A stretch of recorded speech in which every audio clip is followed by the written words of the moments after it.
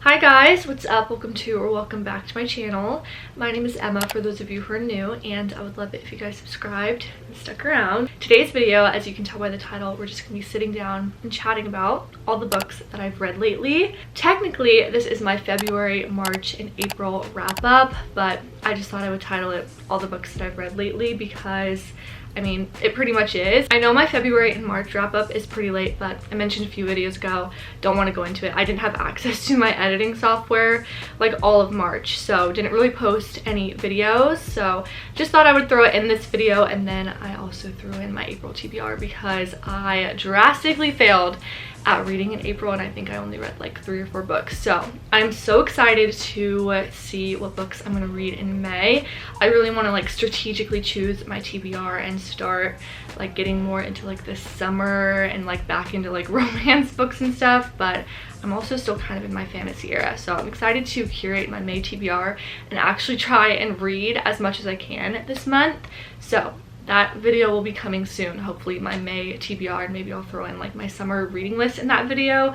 But this video is going to be all the books that I've read lately, so my February, March, and April TBR, or not TBR, wrap up, because I drastically failed at reading anything off of my TBR. So yeah, I don't want to be here too long with this intro, so I just want to go ahead and get into it. I'm super excited to share all of these books with you guys. Be sure to like this video, comment down below your favorite reads from the past few months, and be sure to subscribe. Follow me over on all my socials. I always have them linked down below. But without further ado, let's just go ahead and get into the video.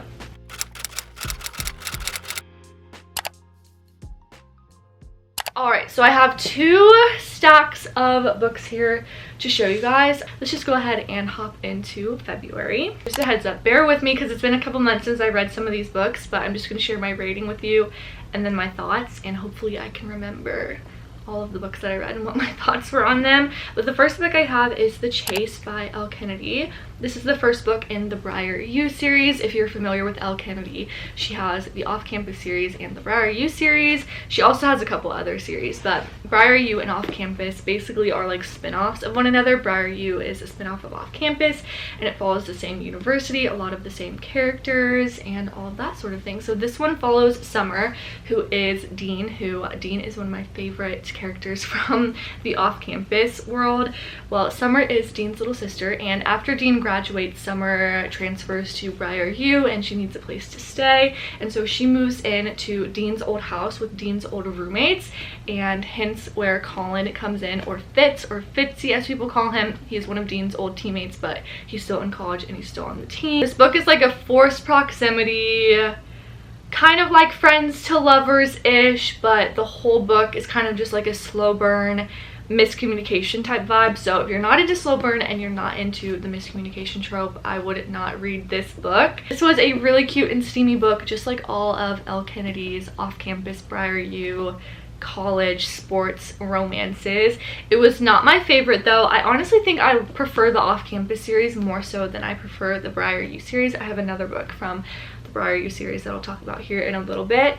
But yeah, I just honestly think I'm an Off-Campus girl, and I am just a Dean girl at heart, but I still really enjoyed this, and I loved Fitz. I just wish that Summer and Fitz would have communicated a little bit more. Still have quite a few books in this universe left to read, so I'll keep you updated on all my thoughts for this series. But I rated this a 4 out of 5 stars. Looking back, I would probably rate it like a 3 out of 5. I don't do like 0.25, 0.5, 0.75 ratings. I just think it's easier just to do just a whole star rating. So I did rate it a 4 stars, but looking back on the books that I've read since then, I would probably knock it down to a 3.5 if I gave half-star ratings. But you guys can follow me over on Goodreads and stay up to date with the books that I'm rating and reading. So this is the first book that I read in February. Okay, next up, this is my first 5-star book of this video, and that would be Magnolia Parks by Jessa Hastings. This book means so much to me. I absolutely loved this book. I really thought it was just going to be another like TikTok overhyped romance book. I picked it up because Sarah Caroli raved about it and I just had to read it, so I picked it up, and this was the second book that I read in February and I gave it a 5 stars. Wish I could give it more if Goodreads would let you rate over 5 stars. So if you loved the OG Gossip Girl and the wealth and the fashion and the drama and Chuck and Blair's relationship specifically, this is the book for you. This takes place in the UK in London, England, and follows BJ and Magnolia. They're like rich socialites in the UK, and it follows their sort of relationship arc and just how they got to be in the place that they are. Basically, BJ does something really messed up, and it sort of shows BJ and Magnolia's thoughts on everything and just them sort of like working through it, I guess. It's very much like Chuck and Blair, where they're just constantly going back to one another. This book has drama. It's toxic. And I honestly just really enjoyed it. This is the first book I've ever read by Jessa Hastings. I don't know if she has any other books other than the Magnolia Parks universe, but I absolutely loved it. I don't know who I heard say that her work is almost lyrical in a sense, but that just hit the nail on the head. Her writing is so lyrical, it's so poetic, it's so beautiful, and I don't know, I'm just hooked. So I ordered the rest of the books in the series and they should be here soon, but it was just such a well-written book and so different from any other romance that I have ever read, and I'm so excited to read the rest of the series. So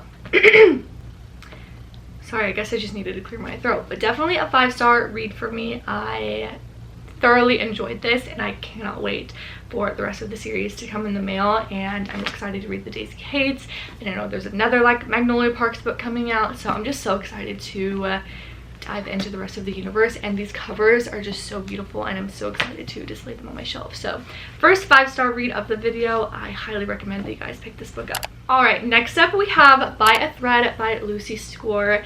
This was another 5-star read from February, and this is the first book that I've ever read by Lucy Score, and I am hooked.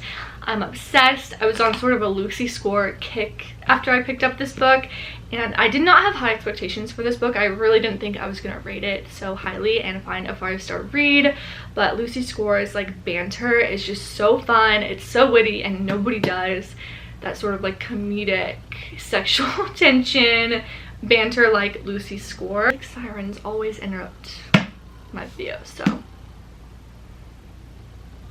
So this book takes place in New York, and Dom is going to meet his mother, who Dom and his mom run a high-profile fashion magazine in the city, and he's going to meet his mother at lunch at a pizza parlor where Allie currently works, and they sort of get into this match because Dom is treating her very poorly and like an asshole, and he's dishing it out and she's serving it right back. And long story short, Dom gets Allie fired from her pizza parlor job, and she's really relying on this job because she's in desperate need of money. So Dom's mom invites her to work at this fashion magazine in the city, and the first day of work she shows up. Dom isn't happy, obviously, so it's sort of just like a forced proximity, enemies to lovers, grumpy sunshine type of trope situation, and it was honestly just done so well. And there's just like a lot of layers to it, I would say, because there's a lot that both of them are dealing with in their own personal lives that sort of play into the story, and I just really enjoyed this book, and her books are just so fun to read because of the dialogue. So definitely made me a Lucy Score fan, and there's a couple other Lucy Score books in this video that I will show you. Okay guys, next up, another 5-star read. I told you guys there was a lot of highly rated books that I'm going to be sharing with you in this video. This is Darling Venom by Parker S. Huntington, and you guys, this book is a 5 out of 5 stars. I had never heard of Parker S. Huntington before, but I heard Sarah. Again, I love Sarah. Definitely go follow her if you don't already. I'm sure all of you booktube, booktok queens already follow Sarah. Okay guys, sorry if the angle changed. My camera was out of memory, so I had to go and delete a bunch of stuff because I'm literally the worst at deleting footage after I use it. So what I was saying was about Darling Venom is that this book is super sad and it has a lot of trigger warnings, so always just do your fair share of research before you start a book just to see if it's something that you can handle. But yeah, just wanted to put that little disclaimer out there. But the back of this book cover, or the front, says, "My first love ended in tragedy and my second began with his brother." And that's basically the gist of the story right there. You don't need to know anything else. But that pretty much wraps it up. So Charlotte, the main character, basically befriends Kellen in high school, and he's sort of her first love. They meet up on Valentine's Day every year because that is Charlotte's birthday, I believe, and they sort of just make a pact to meet on the rooftop of their school every year because they're both going through some mental health struggles. And you flash forward a few years later and something tragic and horrible happens to Kellen, and Charlotte sort of has to deal with that. And then you flash forward I think 10 or 15 years in the future. Charlotte is graduated, she's working, you know, her job in the city, and she meets Tate, who is Kellen's older brother. While they're instant enemies upon meeting because Charlotte doesn't like Tate because of the stuff that Kellen had told her about him, and Tate doesn't like Charlotte because she knew about Kellen's mental health struggles when he didn't. They sort of strike up this bond because of this shared tragedy, and they just sort of become really close and fall in love. So that's basically the gist of the book, as much as I can give away without spoiling anything. But this book was just super beautiful and I absolutely loved it, and it hooked me from the first page. So I'm definitely excited to see if Parker S. Huntington has any more work or any more highly rated books, but I don't feel like that many people talk about this book, but I really thoroughly enjoyed it.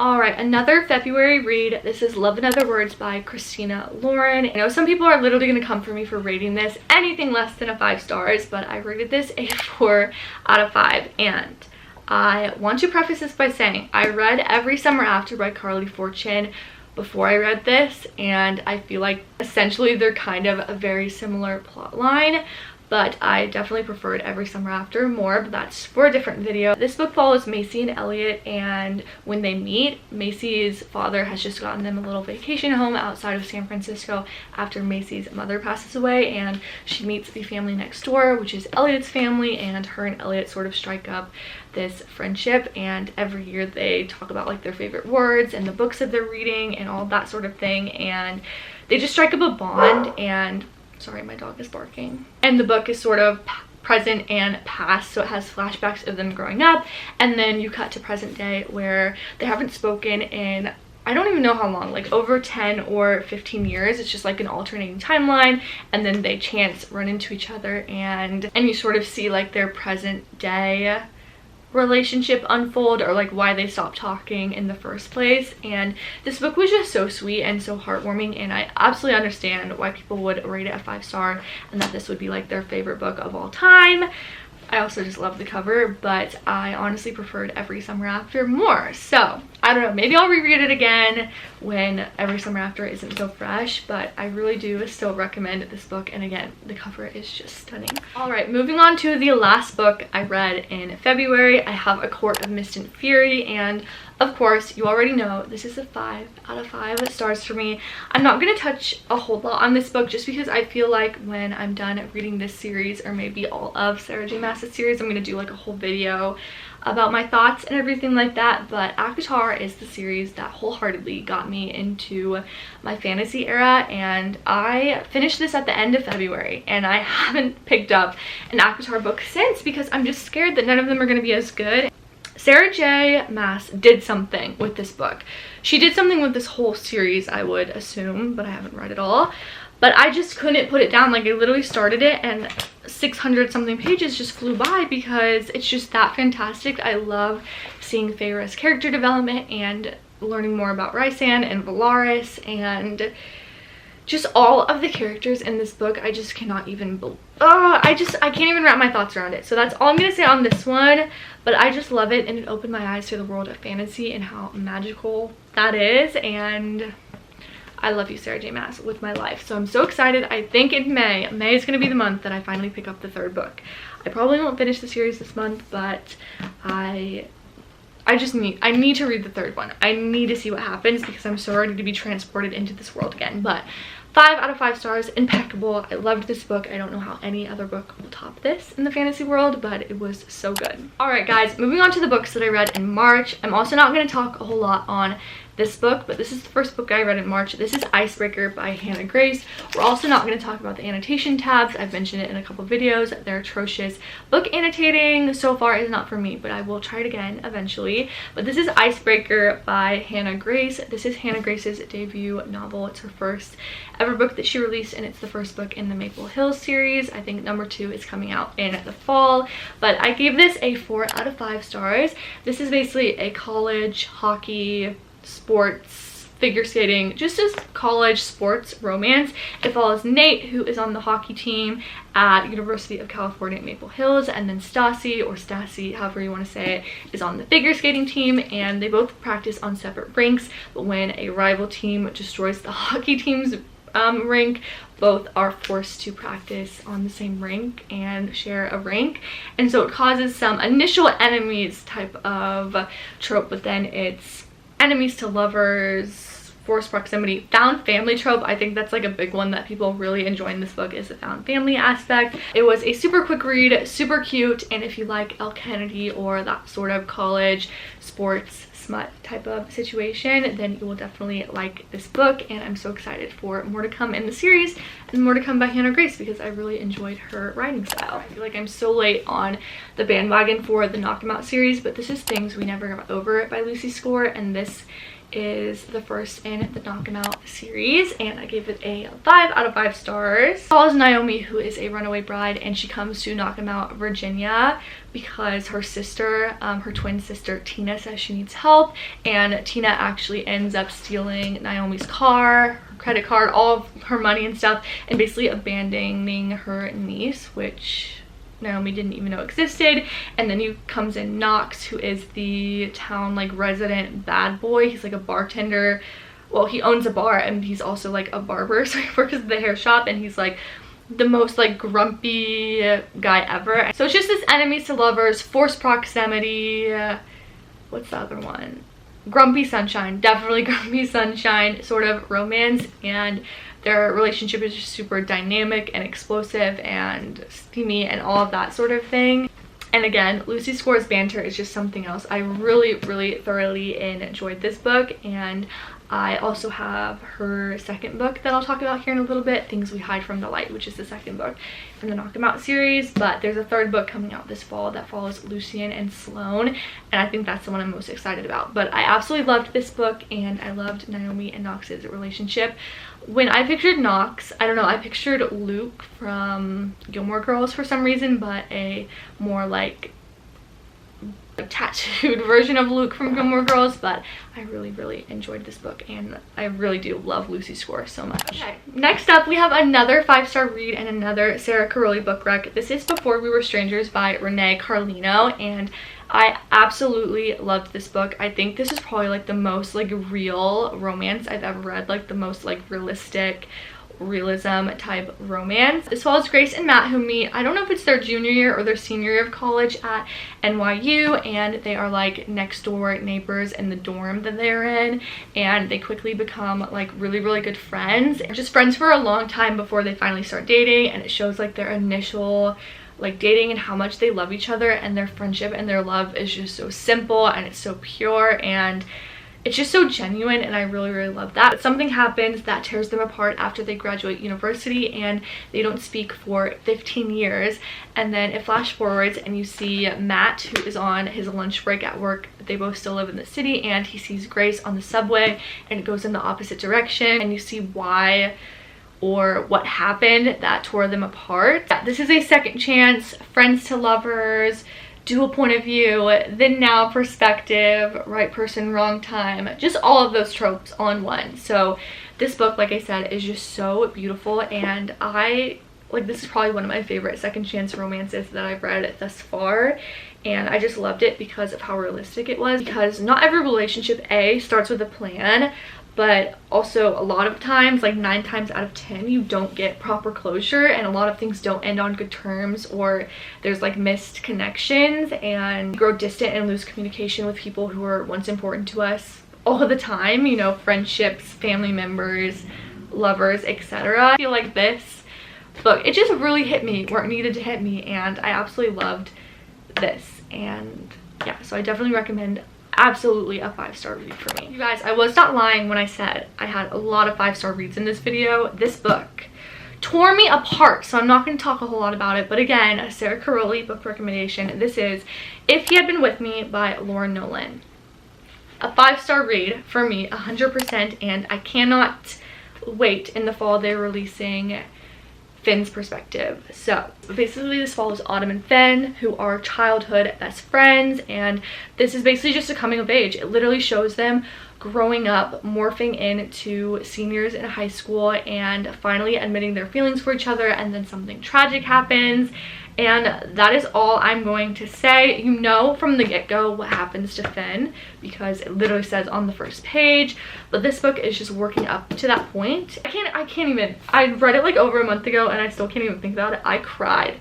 I literally cried. This book is just so sad, literally so sad. So if you want trauma, if you want sadness, if you want tears, if you want to be wrecked and emotionally damaged where you have to recover for 3 to 5 business days, this is the book for you. Thank you, Sarah, for the book rec. I'm letting you guys know I don't really read a whole lot of YA, and I don't know why I was shitting on YA for so long. This book is YA, and it's literally, it's so good, and I cannot wait for Finn's perspective to come out in the fall, because it's just gonna rip me apart again. So I loved this book. Please pick it up, you guys. Please. You will be emotionally damaged, so don't say I didn't told you so, because I told you so. Okay, only a few more books left because I literally failed at reading in April, so I have one more book for March. This is Archer's Voice by Mia Sheridan. I talked about this book a few vlogs ago, so I'm not going to go into too much detail about this one, but I really enjoyed it, and it was the first book that I read by Mia Sheridan. But it was also different from any book I've ever read, because it was the first book that I've read where one of the main characters didn't speak in a traditional way. So Archer actually doesn't speak. He went through an accident when he was very young that damaged his voice box and his vocal cords, so he doesn't speak. And people in the town automatically assume that he's deaf or he doesn't understand, that sort of thing, but he does know how to sign. And the main girl character in this, I forget what her name is, Bree, I think is her name. Yeah, Bree strikes up a relationship with Archer and basically helps him work through a lot of his issues, and Archer helps her come to terms with something very tragic and traumatic that happened to her as well. So it's just a very beautiful love story and very different from anything I've ever read, and it definitely wasn't my favorite romance of all time because I kind of thought it was a little bit predictable. Obviously most cheesy romances like this are, but I thought it was super beautiful, and I really liked the plot of the story and as well as the characters. I gave this a 4 out of 5 stars just because it wasn't a 5 out of 5 for me, but I really did think it was a beautiful story, and I don't know, I just really enjoyed it. Okay, moving on to my April reads. I literally read 3 books in April when my TBR was like 15 or 16 books. But the first book I read in April was Things We Hide from the Light by Lucy Score.